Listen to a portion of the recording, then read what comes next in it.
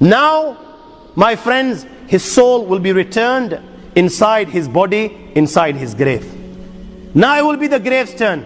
And what will the grave say? The grave will say, كُنْتَ لَأَبْغَزْ مَنْ يَمْشِي عَلَى ظَهْرِ إِلَيَّ. Out of all the people that walked on me, you, Abdullah, was the one I hated most of all. You, O Abdullah, was the one I hated most of all. O Abdullah, I've been waiting for you all this time. I've been waiting for you to come to me. Now that you have come to me today I will make you pay the price. Today you will know how I will deal with you. At that time, my young friends, the grave will embrace him with such force that the ribs of one side, they will penetrate into the other side. And Rasulullah ﷺ practically demonstrated this. He took the fingers of his right hand and he placed them in the fingers of his left hand like this. This is what will happen. This is what will happen. And now, the angels Munkar and Nakir will come. Jibreel Amin on one occasion asked Rasulullah, Ya Rasulullah, I want you to describe these angels for me. So Nabi Kareem ﷺ was told, O Muhammad, without telling you the size of these angels, أبصارهما كالبرق الخاطف وأصواتهما كالرعد القاصف وأنيابهما كالصياص وأنفاسهما كاللهب يطعان في أشعارهما بين منكبي كل واحد منهما مسيرة كذا وكذا. أبصارهما كالبرق الخاطف, that their eyes glitter like lightning. Seen a flash of lightning? This is how their eyes glitter. وأصواتهما كالرعد القاصف, you know their voices rumble like thunder. وأنيابهما كالصياص, their teeth are like the horns of a bull. Their hair reach their feet. The distance between their shoulders is miles apart. You know, if you wanted to cover the distance from one shoulder to other shoulders, it would take you days and days. كَنُّزِيَتْ مِنْهُمُ الرَّحْفَ وَالرَّحْمَ إِلَّا بِالْمُؤْمِنِينَ. Rasulullah ﷺ was told that in these people, there is not even an ounce of mercy inside their hearts. Their mercy is only for the true believers. They will come to everyone. مَا أَكُلِّ وَاحِدٍ مِّنْهُمَا عَمُودٌ مِّنْ حَدِيدٍ لَوْ اجْتَمَعَ عَلَيْهِمْ مَنْ فِي الْأَرْضِ مَا حَرَّكُوهُ. Each one of them will carry a hammer of steel. My young friends, all those within the dunya, from the humankind and jinn kind, if they were to get together just to pick up one of these hammers, never mind moving it an inch, they will not even be able to move it a millimeter. Not even a millimeter. They will come to him in his grave. They will reproach him. فينطحران انتحارا يتقعقع منه عظامه وتظول أعظام من مفاصله فيخر مخشين عليه. They will reproach him in such a manner, Allah protect, that every bone in his body will begin to crack. Every bone, they will reproach him. He will faint. When he comes round, they will ask the three questions. من ربك؟ ما دينك؟ من هذا الرجل؟ يا هذا اعرف مكانك. Recognize where you are. Look around you. The dunya has come to an end. You are now inside the grave. Tell us, Man Rabbuk, who is your Lord? Now you and I were sitting here and we're thinking, yeah, yar, I read the kalima la ilaha illallah Muhammad Rasulullah. Who doesn't know the answer to these? Who doesn't know the answer to these? My Lord is Allah, my deen is Islam, and this man is Muhammad. Who doesn't? These are simple. My young friends, you know, in there, if you haven't lived a life according to the teachings of Allah and His Rasul Sallallahu Alaihi Wasallam, you know what? Just as those that wine and dine whilst they're alive are whining and dining on deathbed, and rather reading the kalima la ilaha illallah, they're uttering nonsense like give me intoxicants to drink. If you spent a life like this, when these angels ask you these simple questions, and indeed they are simple questions, my friends, you will not have the answer. Now this guy was whining and dining. You know, when the question is asked, Man Rabbuk, who is your Lord? What do you think he will say? Allah says in the Quran, أَرَأَيْتَ مَنِ اتَّخَذَ إِلَهُ هَوَىٰ. You know, he was one of those, his God, his Lord was his desire. He didn't listen to Allah, he didn't follow the teachings of Rasulullah, he was following his desires. His desire was saying, you know what, this girl's look absolutely, she's dynamite, she's beautiful, go for her. He was going for her. His nafs was saying, forget salah, yaar, let's go chill with the boys, hang out on the street corners. He was doing this. His nafs was saying, you know what, it's not too bad to have a tablet or two, enjoy yourself. You know, you've only got 10, 15 years, life's to enjoy. That's what he was doing. He was listening to every single thing that his nafs was saying. This was his God, so what is he going to say? La ha la adri. I don't know. We'll ask him. They're going to ask him, Ma deen, what's your deen? There was no deen in his life, yeah? You know, he believed that, you know, you turn to Allah when you're 70. You know, when you can't pull anymore, you've got nowhere to go, you know, bones are cracking, you've got arthritis, you know, you've become weak, wrinkles on your faces. This is what he believed, that you go for Hajj at that age. Till then, you know, you enjoy. So what's he going to say? What's your deen? There was no deen in his life. He was just a chiller. Man hadha rajul. Who was this man? He didn't know who Muhammad sallallahu alaihi wasallam was. He read the kalima la ilaha, but he didn't know who Muhammad was.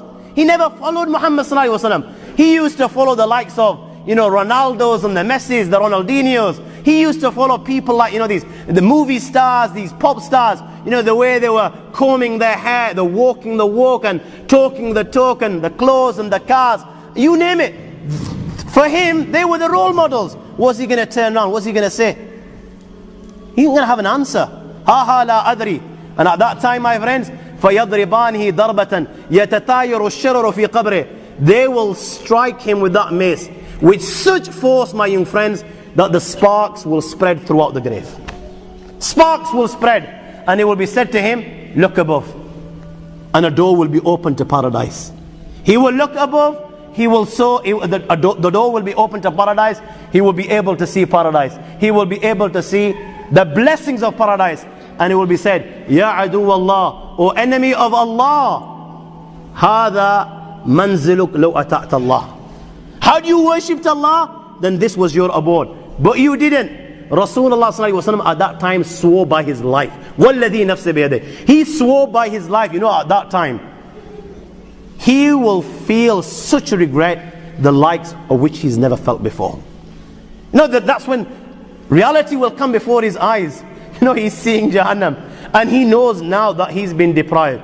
He knows what's going to happen thereafter. At that time, Rasulullah swore by his life that that individual will feel such regret, the likes of which he's never felt before. A door will be open towards hell, and it will be said, O adu Allah, hada manziluk lima asayta Allah. O enemy of Allah, this is your abode because you disobeyed Allah. And the hot fire of Jahannam will keep on entering his grave, and he will roast right till the day of judgment. Hadith of Bara ibn Azib, after the questions, a caller will call out, and كذب عبدي فافرشوا له من النار والبسوه من النار وافتحوا له بابا إلى النار. Give him the clothes of Jahannam, give him the bedding of Jahannam, and open a door towards Jahannam for him. Thereafter, a man will come inside his grave. قبيح الوجه قبيح الثياب منتن الريح. This man is ugly of face, his clothes are ugly, he stinks. He will come in his grave, and this man will begin to mock. He'll begin to take the mick, and he will say to him, you know what? Abshir billadhi yasu'ak. Good news. Good news. Glad tidings of what? Alladhi yasu'ak. Of that which troubles you, of that which gives you taklif, of that which brings you pain. هَذَا يَوْمُكَ الَّذِي كُنْتَ تُؤَدْ. You didn't believe. You were just too big to believe. هَذَا يَوْمُكَ الَّذِي كُنْتَ تُؤَدْ. My young friend, this is the day that you were promised. Allah mentioned it in the Quran, what your outcome will be if you reject. Rasulullah mentioned it in hundreds of hadiths, what your outcome will be if you reject. The A'imma on every Jummah would remind you of the consequences. In gatherings like this, you were reminded of these consequences. But you refused to believe. You didn't believe that you were going to die. You didn't believe there will be accountability. You didn't believe that the angel will come. Today, you will pay the price. And he will ask, and who are you? فَوَجْهُكَ الْوَجْءَ الَّذِي يَجِيءُ بِالشَّرِّ. Your face brings bad news. Who are you? He will turn and say to him, أَنَا أَمُلُكَ الْخَبِيثِ. You know the bad deeds that you performed in the dunya? I am those deeds. Allah has given me a body so that you can see what you did in the dunya.